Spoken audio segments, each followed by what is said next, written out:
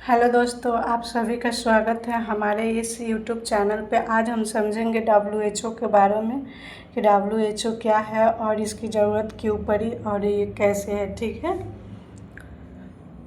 विश्व स्वास्थ्य संगठन वर्ल्ड हेल्थ ऑर्गेनाइजेशन WHO यह वैश्विक सार्वजनिक स्वास्थ्य पब्लिक हेल्थ के लिए जिम्मेदार संयुक्त राष्ट्र की एक विशेष एजेंसी है। द्वितीय विश्व युद्ध के बाद जब संयुक्त राष्ट्र बना, जब दुनिया ने महसूस किया कि बीमारियों से लड़ने के लिए एक वैश्विक संस्था होना चाहिए, इसकी स्थापना 7 अप्रैल 1948 को हुई। इसका मुख्यालय जेनेवा स्विट्जरलैंड में है। जेनेवा एक जगह है जो स्विट्जरलैंड के अंदर आता है, उसमें हुई। इसके संविधान पर 22 जुलाई 1947 को 61 देशों ने हस्ताक्षर किए थे, लेकिन यह लागू 7 अप्रैल 1948 से हुआ। इसलिए 7 अप्रैल को विश्व स्वास्थ्य दिवस मनाया जाता है। WHO मुख्य रूप से 3 अंगों के माध्यम से काम करती है। इसके 3 अंग है, उसके अंतर्गत ये अपना काम करता है। पहला है विश्व स्वास्थ्य सभा, वर्ल्ड हेल्थ असेंबली। यह WHO के सर्वोच्च निर्णय लेने वाली संस्था है। इसमें सभी 194 सदस्य देशों के प्रतिनिधि शामिल होते हैं। इसका काम है नीतियाँ तय करना, महानिदेशक की नियुक्ति करना और बजट की निगरानी करना। इसकी बैठक हर साल जेनेवा में होती है। अब दूसरी वाली है कार्यकारी बोर्ड। इसमें स्वास्थ्य क्षेत्र के 34 तकनीकी रूप से योग्य सदस्य होते हैं। इसका चुनाव साल में 3 बार होती है। इसका कार्य स्वास्थ्य सेवा और फैसले और नीतियों को लागू करवाना और उसे सलाह देना। तीसरा आपका सचिवालय।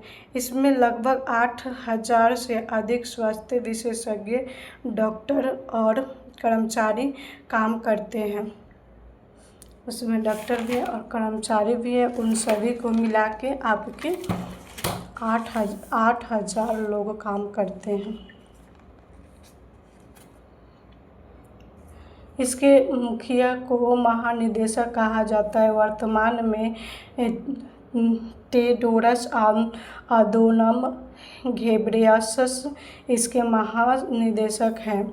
WHO के मुख्य कार्य और उद्देश्य: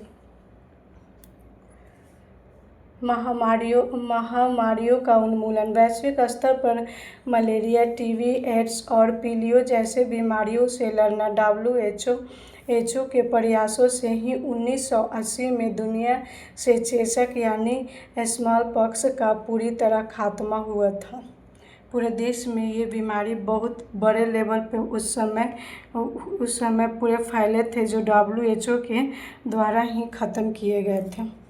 जो मैंने इस तरह से बताया है, आई थिंक आप लोग समझ गए होंगे। वैश्विक मानक तय करना, दवाओं की गुणवत्ता, जैविक उत्पादों और खाद्य सुरक्षा के लिए अंतर्राष्ट्रीय नियमों और गाइडलाइंस बनाना। स्वास्थ्य प्रणाली को मजबूत करना, गरीब और विकासशील देशों में बुनियादी स्वास्थ्य सेवाओं को बेहतर बनाने में मदद करना। हेल्थ इमरजेंसी घोषित करना। जब कोई बीमारी वैश्विक खतरा बनती है तो WHO public health emergency of international concern घोषित करता है, जैसे कोविड-19 या मंकी पॉक्स के समय किया गया था। WHO की फंडिंग पैसा कहाँ से आता है? WHO की जो फंडिंग है इस तरह है। निर्धारित योगदान। यह वह निश्चित फीस है जो हर सदस्य देश अपनी अर्थव्यवस्था और आबादी के हिसाब से WHO को देता है। यह कुल बजट का 20% से भी कम होता है। स्वैच्छिक योगदान, जो अपने मर्जी से देने वाले योगदान होते हैं उसे स्वैच्छिक योगदान कहते हैं, जो इस प्रकार है। यह सदस्य देश और निजी संस्थाओं द्वारा अपनी इच्छा से दिया जाने वाला फंड। मुख्य स्वैच्छिक योगदान, यह वह फंड है जिसे WHO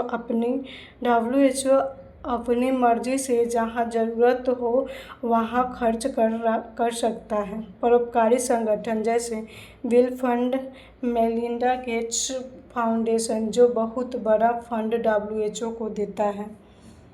एक संगठन है जो कि बहुत ज़्यादा अपना जो पैसा है डोनेट करता है WHO में। WHO और भारत का संबंध, WHO और भारत का संबंध किस तरह है वो यहाँ पे डिटेल में है। अब चलिए हम समझते हैं।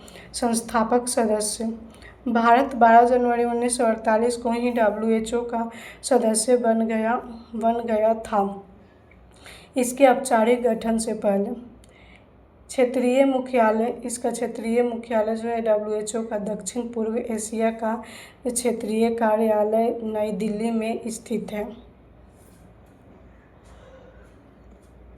बड़ी संस्थाएं, WHO के सहयोग से भारत ने 2014 में खुद को पोलियो मुक्त घोषित किया। 2015 में भारत ने मातृ और नवजात टिटनेस की पूरी तरह समाप्त किया। ग्लोबल सेंटर, हाल ही में गुजरात के जामनगर में WHO ने वैश्विक पारंपरिक चिकित्सा केंद्र की स्थापना की है, जो आयुर्वेद जैसे पारंपरिक चिकित्सा पर शोध करेगा। आलोचनाएं और चुनौतियां, इसकी कुछ आलोचनाएं हैं जो इस प्रकार हैं। कोविड-19 के दौरान भूमिका पर सवाल आलोचना की जाती है कि कोरोना महामारी की शुरुआत में चीन के प्रभाव में आकर WHO ने चेतावनी जारी करने में देरी करी। फंडिंग पर निर्भरता, चूँकि इसका अधिकांश बजट स्वैच्छिक योगदान से आता है, इसलिए बड़े अमीर देश जैसे अमेरिका या निजी डोनर्स इसकी नीतियों को प्रभावित करने की कोशिश करते हैं। नौकरशाही, ब्यूरोक्रेसी, आलोचकों का मानना है कि WHO में ज़मीनी स्तर पर काम कम और कागजी कार्रवाई या प्रशासनिक खर्च बहुत ज़्यादा होता है। निष्कर्ष, इसका कंक्लूजन है जिसमें मैं अपना लिखी हूँ, जो आप लोग को समझा दूँगी, जो समझिएगा कि इसका कंक्लूजन क्या है। इसमें कमियों के बावजूद विकासशील और गरीब देशों के लिए WHO आज भी स्वास्थ्य के क्षेत्र में सबसे बड़ी उम्मीद है। इसमें सुधार की ज़रूरत है। थैंक यू दोस्तों। आई होप आप सभी को बहुत अच्छे से समझ में आए होंगे। WHO के हर एरिया को मैंने कवर करा है।